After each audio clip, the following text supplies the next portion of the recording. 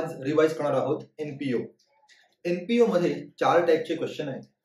पहिला क्वेश्चन ज्यामध्ये त्या अकाउंटिंग इयर जे आहे तेच फर्स्ट इयर आहे, म्हणजेच ओपनिंग बॅलन्सची गरज नाहीये, ओपनिंग बॅलन्स शीटची गरज नाहीये. आणि अख्ख्या क्वेश्चन मध्ये आपल्याला ओपनिंग बॅलन्सेस अवेलेबलच नसतात, कारण की हेच त्यांचं फर्स्ट इयर आहे, करंट इयर आहे. म्हणून कॅपिटल फंड हा स्टार्ट 0 ने होतो आणि मग पुढे कॅश इंट्रोड्यूस होते फॉर द कॅपिटल फंड. हा फर्स्ट टाइपचा क्वेश्चन आहे.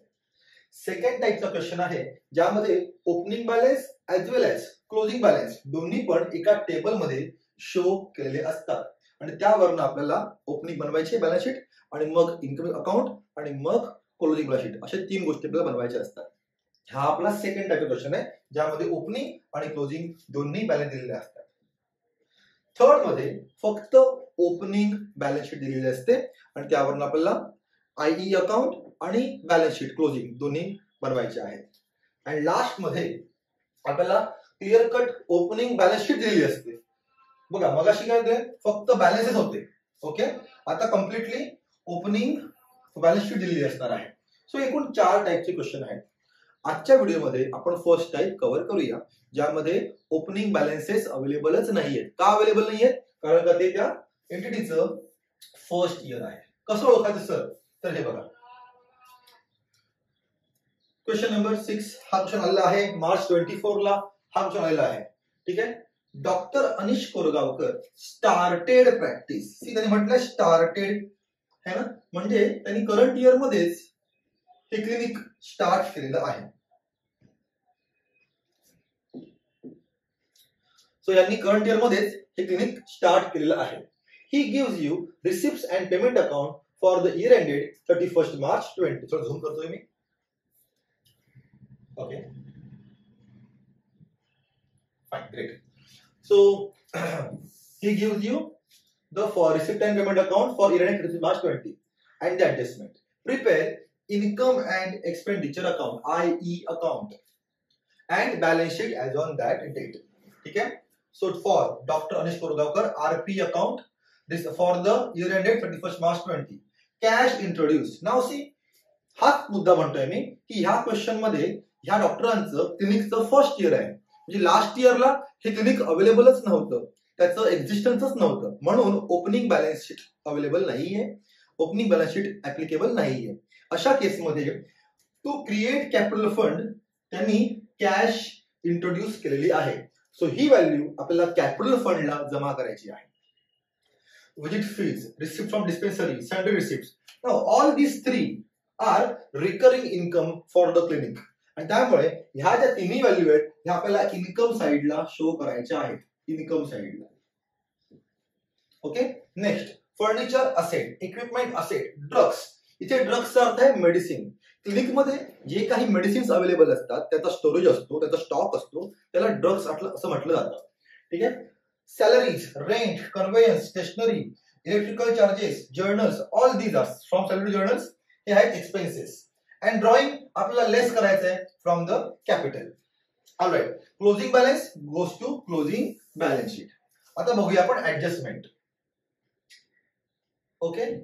C, receipt in arrears, visit fees 4,000, so I tick mark on visit fees.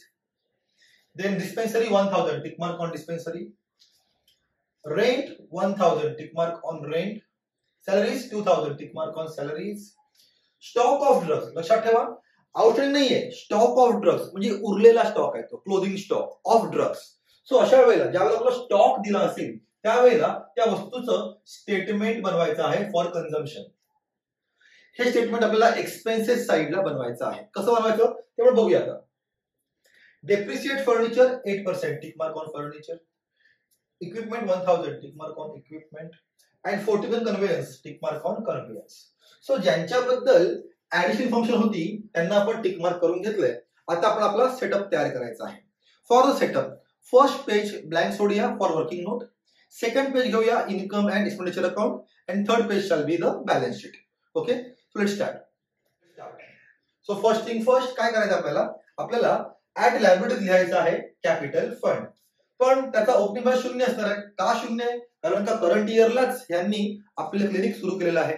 So opening fund तर नाहीच आहे, बॅलन्स फंड तर नाहीच आहे, ते आता येऊन क्रिएट करणार आहेत कॅपिटल फंड. सो सुरुवातीला लिहूया कॅपिटल फंड 0 आणि मग 1 बाय 1 सुरू करूया. फर्स्ट आला बघा कॅश इंट्रोड्यूस्ड. तर ही जी व्हॅल्यू आहे ही आपल्याला कॅपिटलला जमा करायची आहे. So let's transfer to capital.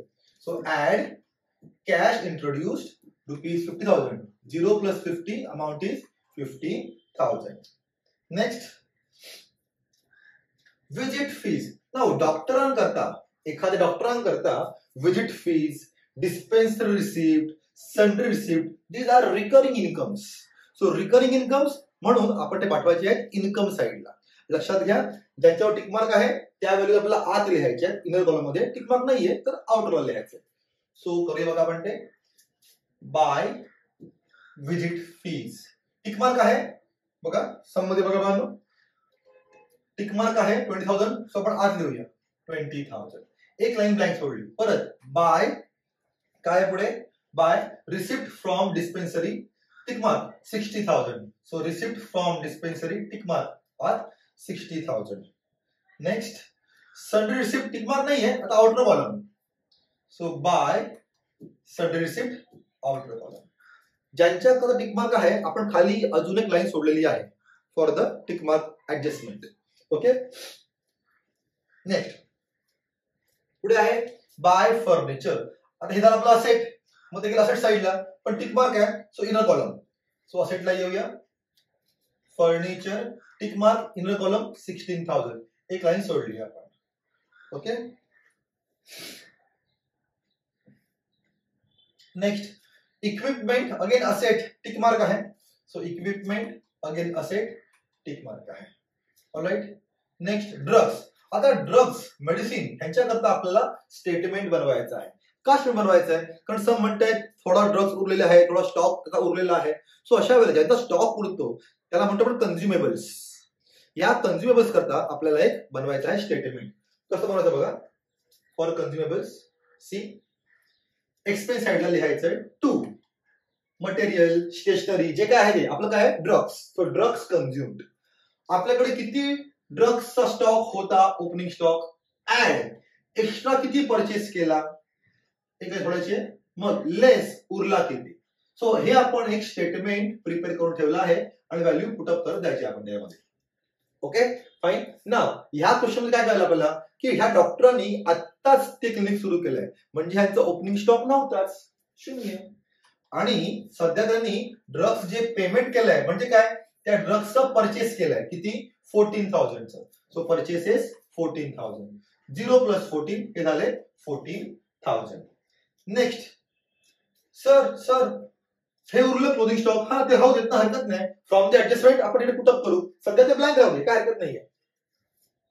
पुढे आहे salaries tick mark 24,000. So 2 salaries. का बरं सॅलरी तो त्यांचा एक्सपेन्स आहे बघा त्यांनी पेमेंट केलंय. हे सगळे एक्सपेन्स वाले किस्से आहेत. पेमेंट्स म्हणजे एक्सपेन्स. ऑलराइट मग सर फर्निचर हे गेलं असेटला हे गेलं असेटला हे गेलं सगळं आपलं एक्सपेन्स साइडला.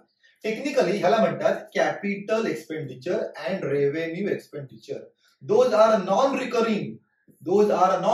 त्यांना म्हणतो आपण capital expenditure. And those are recurring त्यांना म्हणतो आपण रेव्हेन्यू एक्सपेंडिचर. सो आपल्याला हे ओळखायचं असतं की कोणते कॅपिटल एक्सपेंडिचर आहेत आणि कोणते रेव्हेन्यू आहेत कोणते असेट्स आहेत आणि कोणते करंट इयरचे एक्सपेन्स आहेत. सो असेट्स पाठवले आपण असेट साइडला आणि एक्सपेन्सेस पाठवतो एक्सपेन्स साइडला पाठवतो आपण. So salaries let's put salaries.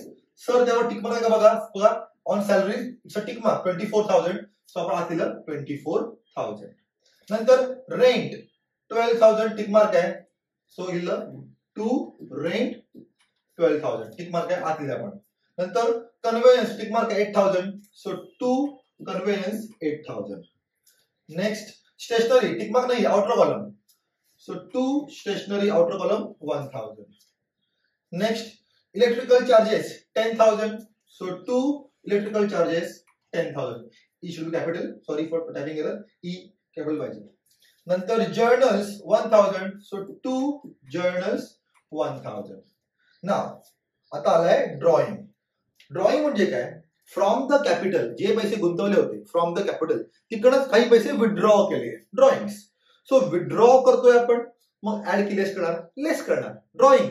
आपण जे कॅपिटल गुंतवलं होतं त्यातले काही पैसे काढून घेतले म्हणजे ड्रॉइंग. सो ड्रॉइंग म्हणजे लेस फ्रॉम कॅपिटल. सो आपण at liabilities less drawings cash मध्ये 30. सर हा लिखाय आहे कॅश. बघा परत बघून घ्या. हे आहे receipt and payment account. It is as good as cash account. It is as good as cash account.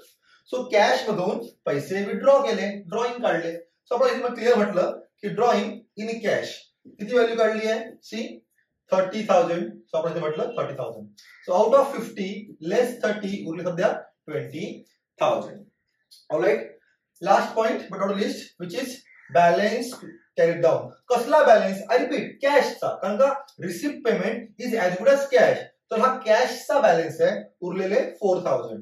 So closing balance goes to closing balance sheet. Let's say cash in hand outer column 4,000. झालं. इथपर्यंत आपण सगळ्या postings करून घेतल्या. Alright. आता आपल्याला बघायचे आहेत adjustments. Let's look at the adjustment. First receipt in arrears. Arrears म्हणजेच आउटस्टँडिंग. ओके. आउटस्टँडिंग आपल्याला ऍड करायची असणार आहे. So visit fees 4,000. सो इथे येऊया आपण इन्कम साइडला. बघा इथे म्हटलं add arrears or you can say add outstanding. Value 4,000. 20 plus 4 आउटरला पोचले 24,000. Now think about it. हे एरियर्स इन्कम हे आपल्याला मिळायचंय का पे करायचंय? मिळायचंय. It's receivable thing. रिसिवेबल म्हणजे असेट. सो आपण लिहूया असेट लिहूया आणि लिहूया विजिट फीज इन एरियर्स 4,000. कोणती व्हॅल्यू? ही व्हॅल्यू 4,000 आपली ही घेतली आपण इकडे 4,000. ऑलराइट. हा आपला पहिला इफेक्ट आणि हा आपला दुसरा इफेक्ट. Next please. पुढे काय बघा. Again dispensary 1,000. मग तिकडनं पैसे येणं बाकी आहे. So add outstanding add arrears. Arrears म्हणजे outstanding. How much? Only 1,000. 60 plus 1 झाले 61,000. अगेन हे जे एरियर्स आहेत हे आपल्याला मिळणे बाकी आहेत का भरणे बाकी आहेत? रिसिवेबल की पेएबल? Sir receivable. मिळणे बाकी. इन्कम आहे. इन्कम मिळणे बाकी आहे. Receivable asset. So dispense receipt in arrears amount is 1,000. हे हा आपला पहिला इफेक्ट आणि हा आपला दुसरा इफेक्ट. फाइन. Next please. पुढे काय आहे? Outstanding expenses rent 1,000. चलो एक्सपेंस में जाएंगे. Expense rent again add outstanding amount 1,000 as per the adjustment. 12 plus 1 आउटरला 13,000. Now आता हे एक्सपेंस आहे आउटस्टैंडिंग. मग मिळणे बाकी आहे का भरणे बाकी आहे? रिसिवेबल का payable? Payable. Amount to be paid. Paid. So liability. So यहां पे लिखेंगे outstanding rent outer column 1,000. Alright. हा आपला पहिला इफेक्ट झालाय. हा आपला दुसरा इफेक्ट झालाय. ऍड केलाय आपण कारण का आउटस्टँडिंग आपल्याला ऍड करायचंय. ठीक आहे. फाइन. Next please. पुढे काय आहे? Outstanding salaries 2,000. Again add outstanding 2,000. 24 plus 2 झाले 26,000. आता हे आपल्याला पे करायचे. एक्सपेन्स अमाउंट ही अमाउंट हे आपल्याला पे करायची. Payable liability. So outstanding salaries amount is 2,000. Again, these are first effect, salary वाला first effect आणि हा आपला झालाय second effect. Correct? Next please. Stock of drugs. आता हा कोणता स्टॉक आहे? This must be closing stock. कारण का त्यांनी बघा त्या क्वेश्चन मध्ये त्यांनी जस्ट आपलं क्लिनिक सुरू केलंय म्हणजे ओपनिंग नव्हताच. मग परचेस किती केला? 14,000 चा. त्यातला हा उरला आहे म्हणजे क्लोजिंग स्टॉक आहे हा 2,000 चा. सो क्लोजिंग स्टॉक आपल्याला लेस करायचा आहे. हे बघ लिहिलंय less closing stock. How much? 2,000. So 14 less 2 आउटरला पोचले 12,000. ऑलराइट. आता क्लोजिंग स्टॉक ही आपली असेट आहे. असेटला यायचंय closing stock of drugs amount 2,000. Alright. Next depreciate furniture at a rate of 8% per annum. Now furniture, see furniture किती रुपयाचा आहे? 16,000 चा आहे. Multiply by 8%. कितना हुआ फिर? 0 0 गेले 8 0 0 8 7 48 8 4 4 8 4 1280 हे झालं आपलं डेप्रिसिएशन. सो लेस डेप्रिसिएशन 1280 ही व्हॅल्यू लेस केली आपण आणि व्हॅल्यू बाहेर घेतली. ऑलराइट, नाव अगेन डेप्रिसिएशन हा आपला एक्सपेन्स साइड आणतो. सो असेट मधनं लेस केलंय, so transfer to expense side.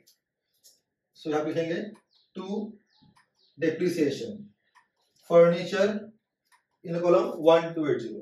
का असं आत केलं आपण? कारण का अजून एक डेप्री बाकी आहे इक्विपमेंटचं. सो आपण आता ग्रुप करतोय.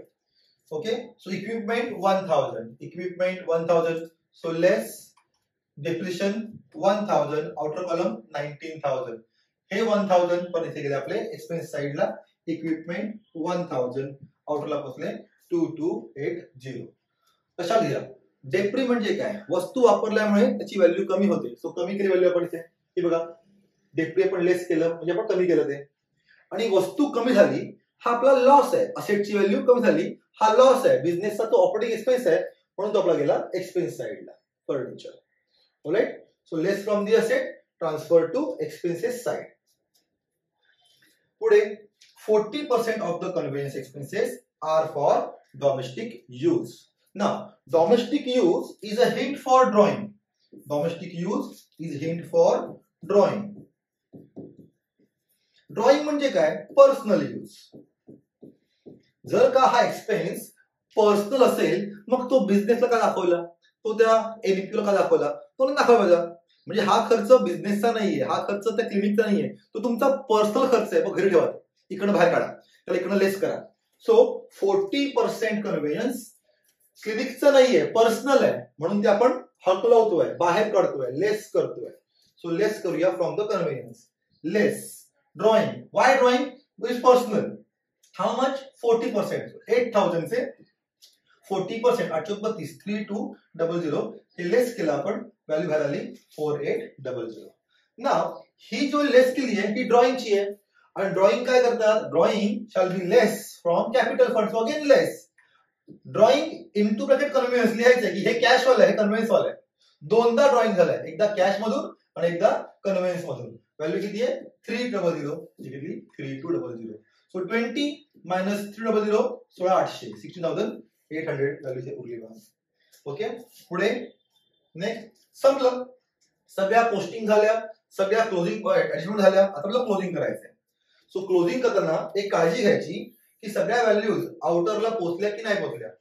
हे बघा, ही आउटरला पोहोचली, ही आउटरला पोहोचली. करेक्ट झालेलं आहे. आता टोटलिंग करू घेऊया आपण. सो टोटलिंग करू. इन्कम साठी टोटलिंग केली आपण, ही इथे लिहिली आपण. टोटलिंग इथे लिहिली आपण, ही टोटलिंग केली आपण, इथे लिहिली आपण. टोटलिंग केली आपण, काय करा नाही. नाव ह्यातली कोणती व्हॅल्यू मोठी आहे? तर 95 मोठी आहे, त्याला फ्रीज करायचं आहे दोन्ही साईडला. मोठ्या व्हॅल्यू मधून लहान व्हॅल्यू मायनस केली तर इथे आन्सर लिहायचं.